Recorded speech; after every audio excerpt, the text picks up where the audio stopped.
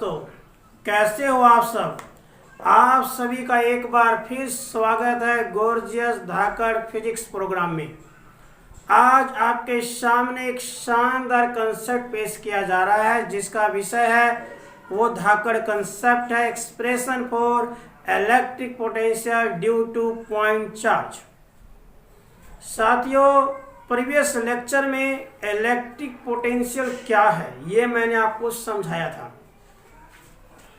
Electric potential is defined as amount of work done to carry unit positive charge from infinity to known distance और known point.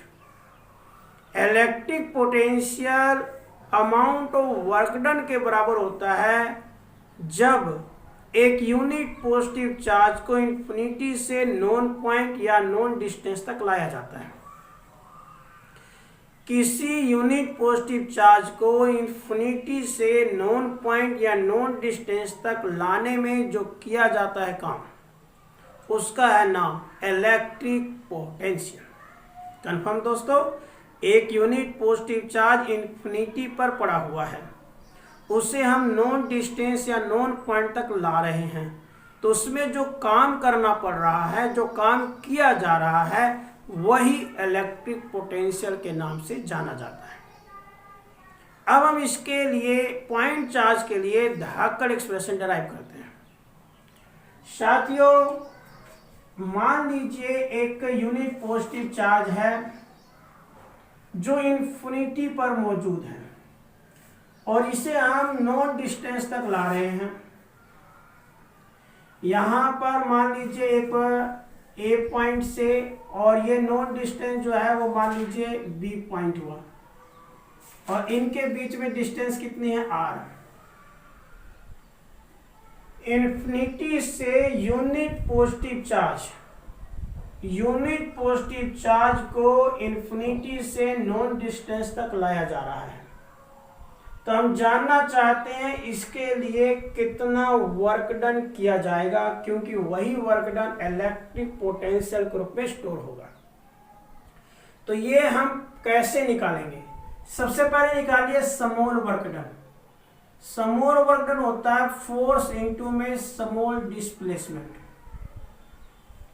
Small work done is equal to force into small displacement. अब यहां पर dot product है, तो यहां क्या आ जाएगा cos theta, और थीटा यहां पे क्या होगा 180 डिग्री। क्यों?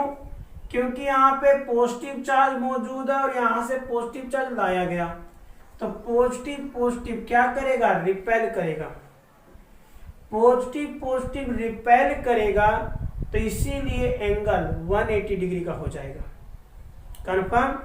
ये पॉजिटिव चार्ज हम लाए, यहां पे पहले से पॉजिटिव चार्ज है, पॉजिटिव ने रिपेल किया और एंगल हमारा रिपल्सन हो जाए, तो एंगल क्या बन जाता है 180 डिग्री। तो यहां पर एंगल 180 डिग्री हो गया।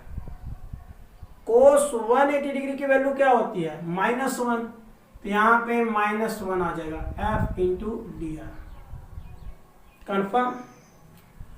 हमें क्या निकालना है? पोटेंशियल। स्मॉल पोटेंशियल होता है small work done per unit charge.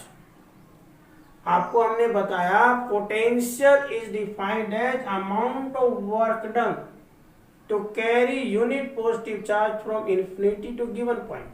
तो work done point charge.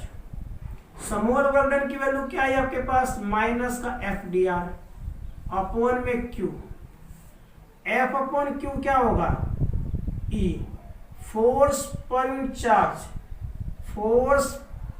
Charge क्या होता है? इलेक्ट्रिक इंटेंसिटी, तो माइनस का E into D R. Confirm? कोई confusion?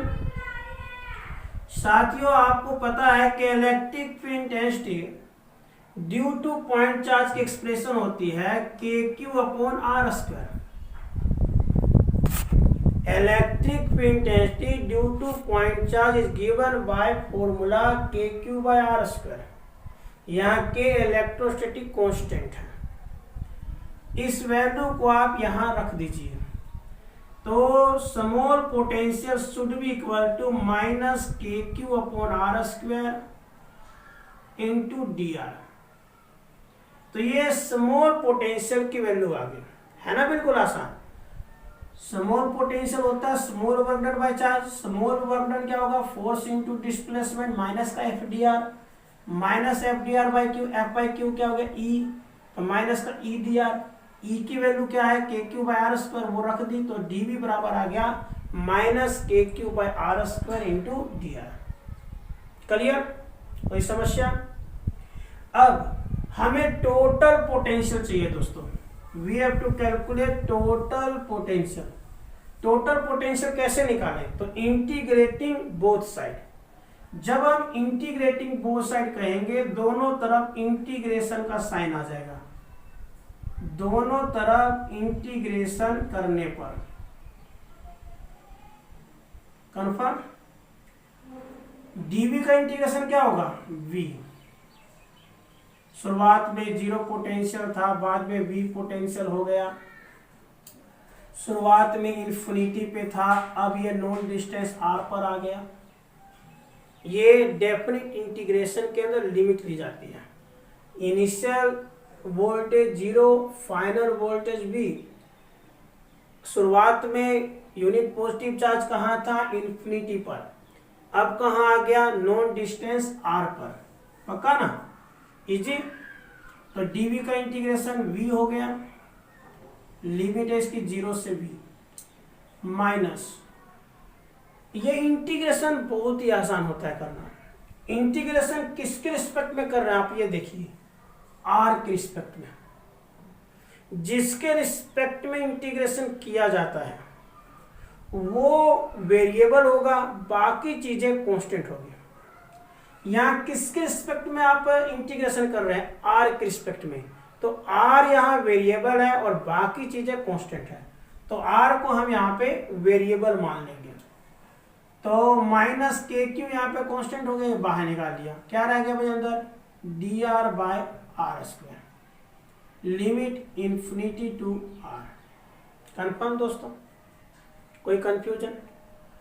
Upper limit minus lower limit. Upper limit क्या हो गया v, लोअर लिमिट क्या हो गया zero. Upper limit minus lower limit, minus का के क्यू बाहर निकल गया, यहाँ क्या रह गया, ऊपर जाके ये पावर माइनस में हो जाएगा, R minus two D R, infinity to R. Confirm. साथियों, इंटीग्रेशन का में एक फॉर्मूला होता है, x की power n integration is equal to x की power n plus one by में n plus one. Clear? Integration में एक फॉर्मूला है, बड़ा बेसिक सा फॉर्मूला है। x की पावर n का इंटीग्रेशन करना हो तो वो होगा x की power n plus one by में n प्लस वन। इससे निश्चित होता है कि यदि हम r की पावर माइनस टू का इंटीग्रेशन निकालें तो क्या आएगा, r की power minus two plus one by में माइनस टू प्लस वन। अगर power minus two plus one मतलब माइनस वन, बाय में माइनस वन। कन्फर्म? तो r की माइनस टू का इंटीग्रेशन आपके स्क्रीन पर निकाल के मैंने बताया, r की माइनस टू का अगर इंटीग्रेशन निकालना है तो क्या होगा, x n plus one by में n प्लस वन। तो n क्या है, माइनस टू, तो minus two plus one by minus two plus one, तो माइनस टू प्लस वन क्या हो गया, माइनस वन, और ये भी क्या है, माइनस वन। तो r की power minus one by minus one. Clear? तो v माइनस जीरो क्या हो गया, v माइनस का के क्यू। इजी। अब इसको हमने सोल्व किया तो ये आ गया r की minus one by minus one. पक्का? r की माइनस टू का इंटीग्रेशन हो गया r की minus one by minus one, limit है इंफिनिटी टू r। तो v should be equal to, ये माइनस इधर आ गया, बाहर आ जाएगा, तो minus minus plus K Q. r minus one को हम लिख सकते हैं वन बाई आर, समझ लो आप, minus minus plus K Q as it is, r की माइनस वन क्या बन जाएगा, one upon R, infinity to R. Clear?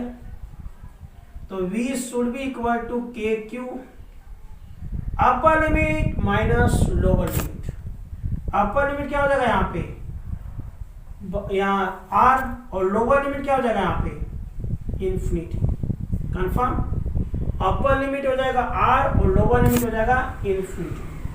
Clear, कोई समस्या? अब इसको और सोल्व कर लीजिए। तो v should be equal to K Q 1/r। Infinity देखो अनडिफाइंड होता है, ये कहा जाता है anything divide by zero is infinity. तो अगर हम 1/इन्फिनिटी निकालें तो क्या आ जाएगा 0/एनीथिंग, मतलब ये 0 आ जाएगा। कंफर्म, इन्फिनिटी इज अनडिफाइंड और ये कहा जाता है कि infinity is anything divide by zero. तो 1/इन्फिनिटी का 0/एनीथिंग मतलब 0 आ जाएगा।